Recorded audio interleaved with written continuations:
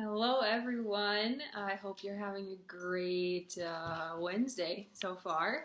I wanted to come and talk to you guys a little bit about the preschool rooms that are the pre-academy rooms, I guess, or the artist and the athlete room.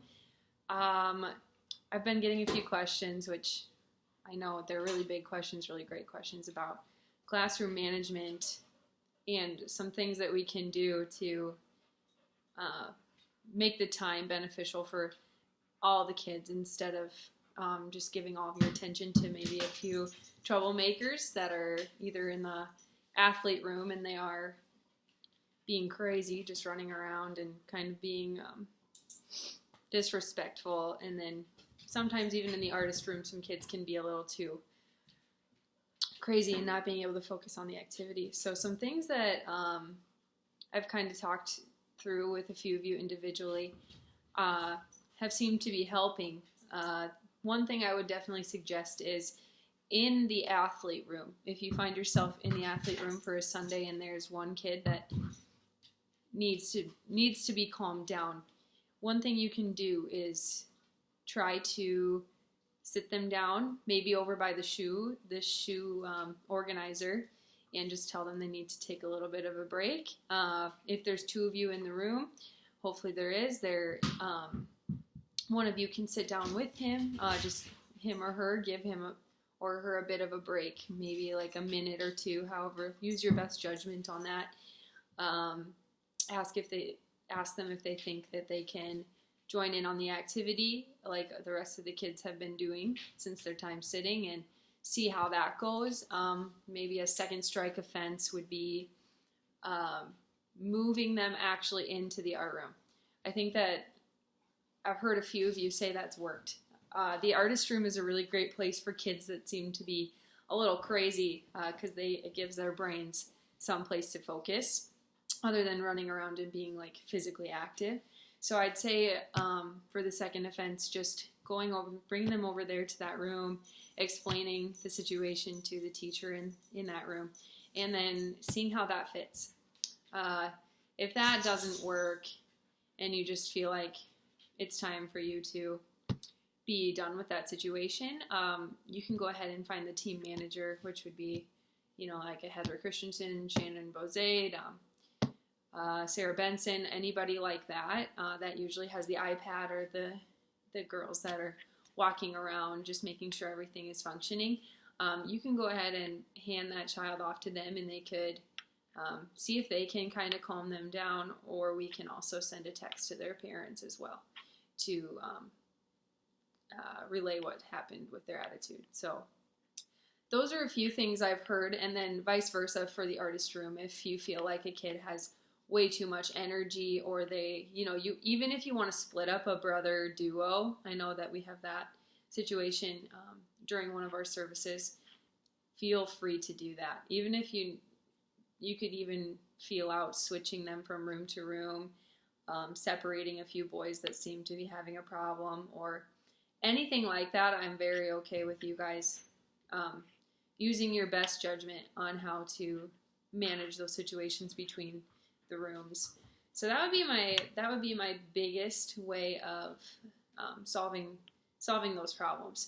If you have any other ideas, definitely send me an email or a text or anything like that. You guys are doing such a great job in those rooms. I know they're very new curriculums. It's hard to gauge how much time you'll have. It's hard to know how these kids are going to react to the different activities. So I appreciate you sticking with it, and your feedback is always very appreciated. So keep it coming. One thing I did want to show you all is for session 2, which starts on September 8th. We'll be switching the age groups, so the 3 and 4-year-olds will be switching their room. And then the 5-year-old and kindergartners will be switching their room. So basically the two groups will just be switching rooms. And with that, you guys will all be having one of these in your rooms. I can even give you one of these to take home if you would like to. So with this, it goes through each video and each lesson for the week, and it has a main point, the Bible story, the lesson goal, and some questions. So they look kind of like this. These mimic the Embrace Academy first through fifth grade layout that we are using right now. And these are going to help you guys so much. I think that even just taking these home, I'll put some of these in the volunteer hub as well for you you can grab one if you want to, just to study it beforehand, or even just, I mean, you can have them. I have tons of them. So some things I would suggest with this, I know an option I've been giving you guys is just to gather all the kids after the lesson and ask them a few questions about the lesson. These 3 questions here at the bottom, you could, as you could decide if you're teaching in a room one Sunday with you and your co-teacher, or the 4 of you between the artist and the athlete could decide you want to do the questions all together, or you could wait to do the questions until you get into your actual room. You could circle up the kids in the athlete room, have them sit down, talk through the questions, or you could wait to do the questions till the end of your time just to kind of calm them down. You could either calm them down or keep them calm and then let them get crazy in the athlete room towards the end. As far as the artist room, you have your own option too. Or one group or both groups could keep them in the worship space and go over these questions before you take them into the rooms as well. Just the same thing, kind of let them each answer.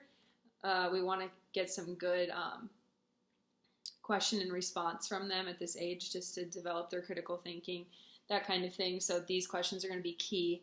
And I'm also going to be, I think, making a little takeaway for each of the kids to take home with them, just like a little, like the Bible verse and then the main point. I think we'll just kind of have a little piece of paper that when the kid gets picked up, you can then either give the child or the parent a little piece of paper just to show what we've done, just a little takeaway for them. So that's what I have for you. If you have, again, any ideas for activities, anything that you feel I've been missing, I would love to hear it.